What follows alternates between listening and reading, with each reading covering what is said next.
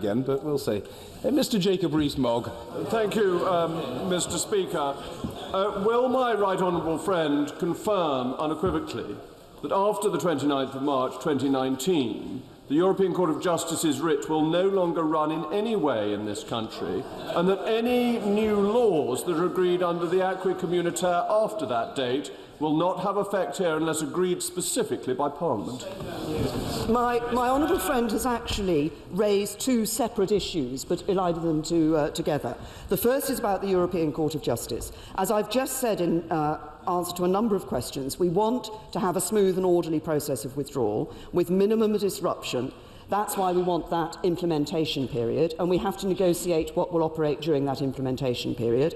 And yes, that may mean that we will start off with the ECJ still governing the rules we're part of for that period.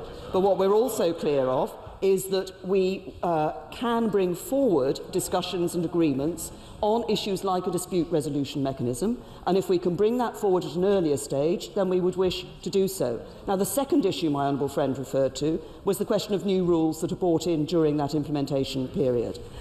Given the way that things operate, it is highly unlikely that anything will be brought forward during that period that hasn't already started discussions through the European Union, to which we are being party of until we leave, and on which we would have been able to say whether they would be a rule that we would sign up to or the rule that we would not wish to sign up to. And any new rules that were put on the table during that implementation period, given, again, the way these things operate, it's highly unlikely they would actually be implemented during that implementation period.